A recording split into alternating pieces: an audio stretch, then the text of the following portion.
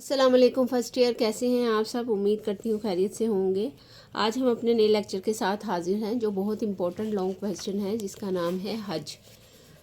حج کے بارے میں سب سے امپورٹنٹ بات تھے، کچھ نوٹ ڈاؤن آپ کر لیں۔ یہاں میں لکھوں گی تو زیادہ واضح نہیں ہوگا، الگ سے آپ ایک نوٹ بک پہ لکھ لیں کہ حج کے بارے میں جو باتیں ہیں وہ یہ ہیں۔ سب سے پہلی بات، پہلا یہ ہے کہ حج سے مراد 8 ذی الحج سے 13 ذی الحج تک خاص آداب کے ساتھ بیت اللہ کی زیارت کرنا اور تمام مناسک حج کو صحیح طور پر ادا کرنے کو حج کہتے ہیں یا حج کہلاتا ہے۔ ٹھیک ہے، یہ یہاں پر نہیں لکھا ہوا، یہاں پہ یہیں سے سٹارٹ ہو جاتا ہے ارکان اسلام میں حج کی اہمیت کا اندازے سے، لیکن اس میں کچھ چیزیں جو بہت ضروری ہیں وہ آپ نے لکھنی ہے۔ جیسا کہ آ جاتا ہے کہ لغوی معنی، حج کے لغوی معنی کیا ہیں؟ حج کے لغوی معنی ہے قصد کرنا، ارادہ کرنا کے ہیں، یعنی اگر ہم کسی کام کا قصد یا ارادہ کرتے ہیں تو اس کو حج کہا جاتا ہے۔ حج کے لغوی معنی ارادہ یا قصد کرنا کے ہیں، یہ خالی جگہ MCQs میں آ جاتا ہے۔ آگے ہے حج کی فرضیت کے بارے میں۔ ٹھیک ہے، یہاں سے ہم سٹارٹ کرتے ہیں۔ حج ارکان اسلام میں حج کی اہمیت کا اندازہ قرآن مجید کی آیت مبارکہ سے بخوبی ہوتا ہے۔ سورہ آل عمران کی 97 یہ آیت ہے، اس کا ترجمہ ہے، اور اللہ کا حق ہے لوگوں پر حج کرنا، اس گھر کا جو شخص سے قدرت رکھتا ہو اس کی طرف راہ چلنے کی، اور نہ مانے تو پھر اللہ پرواہ نہیں رکھتا جہان کے لوگوں کی۔ مراد یہ ہے کہ اب اس کو بامحاورہ ہے، اس کو میں بامعنی کر دیتی ہوں کہ لوگوں پر اللہ کا حق ہے کہ جو بھی اس راہ میں چلنے کی قدرت رکھتا ہو، یعنی مال و دولت رکھتا ہو، ہمت طاقت رکھتا ہو، تو اور جو نہ مانے تو پھر اللہ پرواہ اور رکھتا ہو تو وہ حج کرے، اور یعنی جس پہ پاس یہ ساری چیزیں ہوں اور وہ پھر بھی نہ مانے اور پھر بھی حج نہ کرے تو اللہ تعالیٰ اس جہان کے لوگوں کی پرواہ نہیں رکھتا۔ اس کا یہ تھوڑا سا مفہوم میں نے آپ کو واضح کر دیا ہے۔ آگے ہے مراد۔ حج سے مراد یہ جامع عبادت اللہ تعالیٰ کی خاص فرض کی گئی ہے۔ اب یہ MCQs ہے کہ حج سے کیا مراد ہے، یہ آپ نے لکھ دینا ہے کہ یہ MCQs ہے۔ ٹھیک ہے، اور اس کا اپنے بندوں پر یہ حق بھی ہے، لیکن اس سے اللہ تعالیٰ کی کوئی اپنی غرض وابستہ نہیں، بلکہ اس کے ذریعے بندوں کو فائدہ پہنچانا مقصود ہے۔ ادائیگی حج کا سب سے بڑا فائدہ گناہوں کی بخشش ہے، نبی اکرم صلی اللہ علیہ وآلہ وسلم نے فرمایا۔ اب یہاں پہ ہم لکھیں گے حج کی فرضیت۔ حج کی فرضیت حدیث مبارکہ کی روشنی میں۔ ٹھیک ہے، یہ سوال آ سکتا ہے کہ حدیث مبارکہ کی روشنی میں حج کی فرضیت لکھیں، تو آپ نے یہ والا کویسچن لکھ دینا ہے، یہ MCQs لکھ دینا ہے۔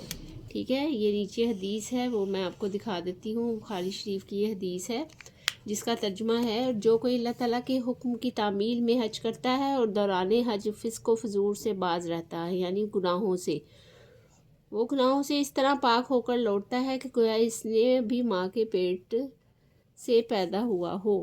اپنے گناہ گار بندوں، آگے لکھا ہوا ہے، اپنے گناہ گار بندوں کو دنیا ہی میں پاک صاف کر دینے کا یہ انتظام جہاں اللہ تعالیٰ کے کرم کی دلیل ہے، وہیں اس سے فائدہ نہ اٹھانا حسب درجہ کی ناشکری اور بدبختی ہے۔ حضرت محمد صلی اللہ علیہ وآلہ وسلم کا ارشاد ہے۔ اب حج کی اہمیت آ جاتا ہے، یہاں پہ پہلے حج کی فرضیت تھا، یہاں پہ حج کی اہمیت آ جاتا ہے۔ حج کی اہمیت حدیث کی روشنی میں۔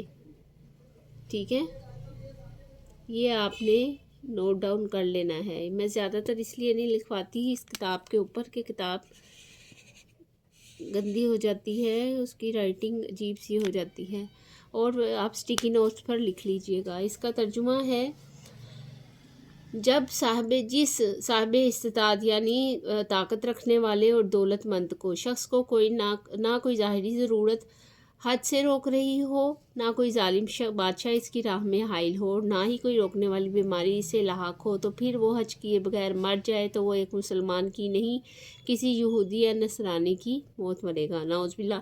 یعنی یہ اس حد تک اس چیز کو مذمت کی گئی ہے کہ اگر آپ کے پاس دولت ہونے کے باوجود حج آپ نہیں کر رہے تو کافرانہ موت مر جاؤ، اللہ تعالیٰ کو اس چیز کی کوئی پرواہ نہیں۔ آگے ہے جامعیت۔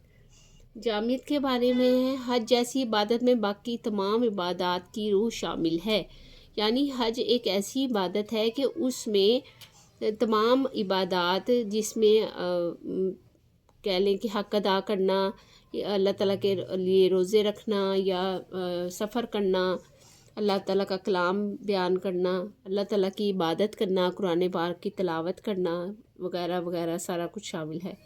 حج کے لیے روانگی سے واپسی تک دوران سفر نماز کے ذریعے قرب خداوندی میسر آتا ہے۔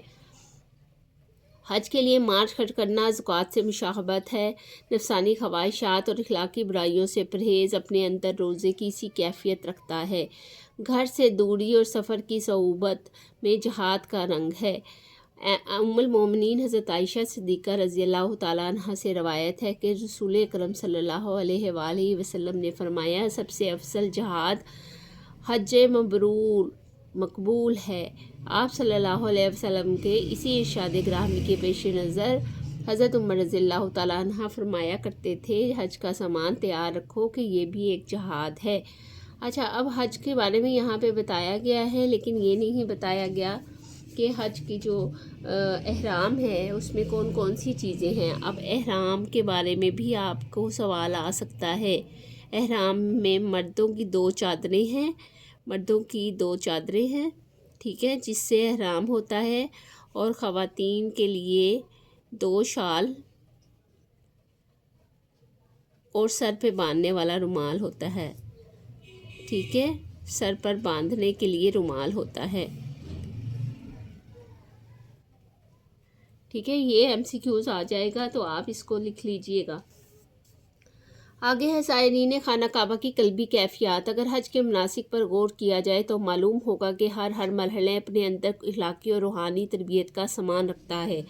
جب ایک شخص اپنے عزیز و اقارب کو چھوڑ کر دنیوی دلچسپیوں سے منہ موڑ کر دورانے سے اور 2 انسیلی چادریں اوڑھ کر لبیک اللہم لبیک کی صدائیں بلند کرتا ہوا بیت اللہ شریف میں حاضر ہوتا ہے تو اس کا یہ سفر ایک طرح سے سفر آخرت کا نمونہ بن جاتا ہے۔ اسی دینی ماحول میں پاکیزہ فضا میں جب وہ مناسک حج ادا کرتا ہے تو اس کی حالت ہی عجیب ہوتی ہے۔ میدان عرفات کے قیام میں اسے وہ بشارت یاد آتی ہے جس میں اللہ تعالیٰ نے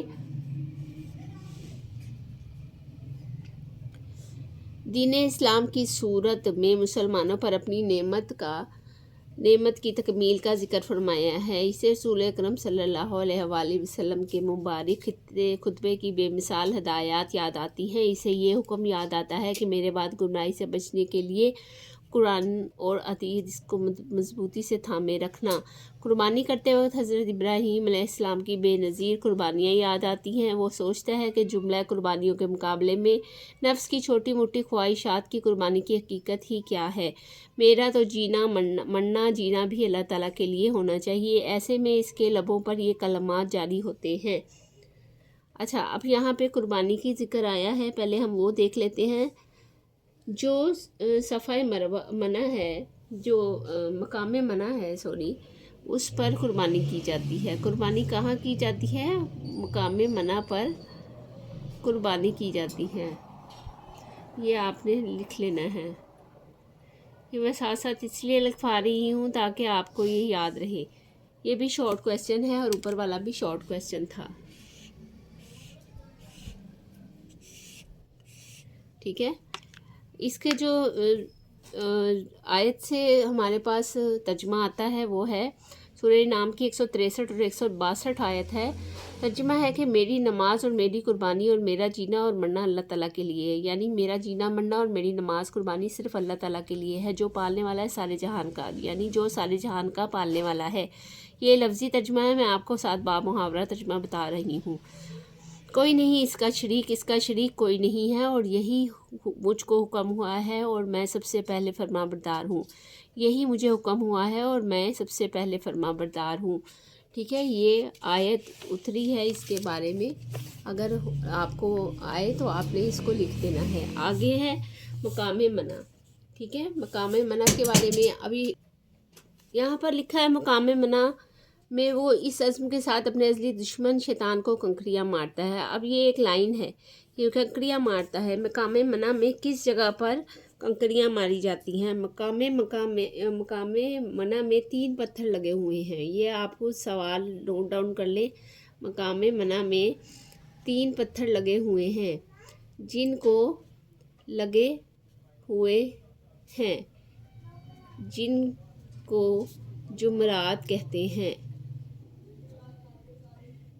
ہیں اور کتنی کنکریاں ماری جاتی ہیں؟ ان کو 7 کنکریاں ماری جاتی ہیں۔ ان کو 7 کنکریاں ماری جاتی ہیں۔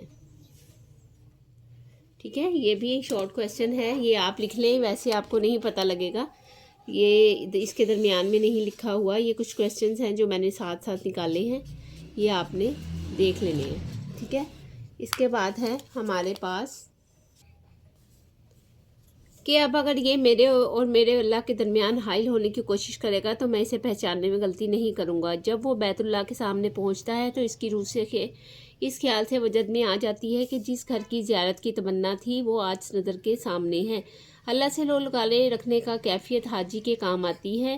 طواف کے بعد وہ صفا اور مروہ کے درمیان سعی کرتا ہے، گویا وہ زبان حال سے کہتا ہے کہ اے اللہ، تیرے قرب سے حاصل ہونے والی اس قوت ایمان کو میں تیرے دین کی سربلندی کے لیے وقف کر دوں گا اور عمر بھر حضرت محمد صلی اللہ علیہ وآلہ وسلم کے نقش قدم پر چلنے کی کوشش کروں گا، جس کی یہی تمنا دعا بن کر اس طرح لبوں تک آ جاتی ہے۔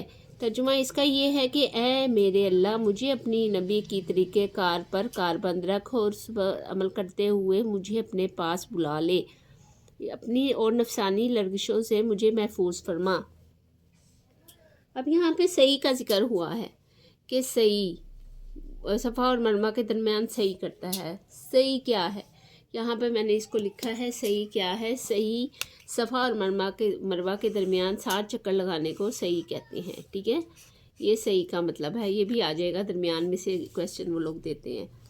اچھا، ابھی ہم اس کے ٹوٹل جو ہم نے پڑھا ہے اس کے فائدے کی طرف آتے ہیں کہ اس میں ہمیں کیا فائدہ ہے کہ ہم حج کرنے جاتے ہیں اور ہمیں ان سے کیا کیا فوائد ملتے ہیں اور حج مقبول کسے کہتے ہیں۔ سب سے فوائد لکھیں، حج کے فوائد لکھیں۔ اچھا، یہ بھی سوال آ جائے گا، حج کے فوائد لکھیں۔ ٹھیک ہے، یہ اکیلا بھی سوال آ سکتا ہے، یہ بھی شارٹ کویسچن ہے، یہ کویسچن ہے، یہ وہ نہیں ہے، یہ کویسچن ہے۔ کویسچن کو میں الگ سے ہائی لائٹ کر رہی ہوں، وہ آپ نے الگ سے دیکھنا ہے۔ ٹھیک ہے، سب سے پہلے ہے حج کا فائدہ۔ حج کا اصل فائدہ یاد الہی اور اللہ تعالیٰ کا تقرب ہے، لیکن دیگر ارکان دین کی طرح اس کی بھی متعدد معاشرتی اخلاقی فوائد ہے۔ اس موقع پر دنیا کے مختلف علاقوں سے آنے والے افراد حج کی برکت سے گناہوں سے پاک ہو جاتے ہیں۔ یہ لوگ اپنے ساتھ ایمان اور تقویٰ کی پاکیزگی کی جو دولت لے کر لوٹتے ہیں وہ ان کے ماحول کی اصلاح کا سبب بھی بن جاتی ہے۔ حج کا یہ عظیم الشان اجتماع ملت اسلامیہ کی شان و شوکت کا آئینہ دار ہوتا ہے۔ جب دنیا کے گوشے کوشش سے آئے ہوئے مسلمان رنگ و نسل، قوم و وطن کے امتیازات سے بلند و بالا ہو کر ایک ہی کلمہ لبیک اللہم لبیک دہراتے ہیں تو ایک ہی کیفیت میں سرشار اپنے رب کے پکار پر لپکے جا رہے ہوتے ہیں، گویا وہ اللہ تعالیٰ کے فداکار سپاہیوں کی ایک فوج معلوم ہوتے ہیں۔ نمبر 3 پہ حج کا ایک اہم تجارتی اور اقتصادی فائدہ یہ بھی ہے کہ مختلف ممالک سے آنے والے حجاج خرید و فروخت کے ذریعے معاشی نفع حاصل کرتے ہیں۔ آگے حج مقبول جو لاسٹ پہ ہے۔ حج کے مذکورہ بالا اجتماعی اور انفرادی فوائد سے ہم تب بھی متمتع ہو سکتے ہیں، یعنی فائدہ اٹھا سکتے ہیں، جب ہمارا مقصد رضا الہی ہو، ہماری سرگرمیوں کا مرکز و محور دین حق کی سربلندی ہو اور حج کی روحانی مقاصد پر نظر جمی رہے، تبھی ہمارا حج مقبول اور مبرور ہو سکتا ہے۔ آج ہم نے جو حج کے بارے میں پڑھا ہے وہ امید اور یقین رکھتی ہوں کہ آپ کو سمجھ میں آ گیا ہوگا، اس لیے کہ اس میں بہت سی الگ سی چیزیں میں نے ہائی لائٹ کی ہیں جو میں نے الگ سے ہائی لائٹ سے آپ کو نشان لگا دیا ہے تاکہ آپ کو سمجھنے میں آسانی ہو۔ کچھ سوالات جو اس میں موجود نہیں ہیں وہ بھی میں آپ کو بتا دیے ہیں۔ نیکسٹ ویڈیو تک کے لیے اپنا بہت سارا خیال رکھیں، اور نیکسٹ ویڈیو میں ہمارے پاس آ جائے گا جہاد، جو بھی لانگ ہے، امپورٹنٹ ہے، یہ بھی لونگ ہے اور کئی بار بورڈ میں آ چکا ہے۔ نیکسٹ ویڈیو تک کے لیے اپنا بہت سارا خیال رکھیں، ملتے ہیں نیکسٹ ویڈیو میں، تب تک کے لیے اللہ حافظ۔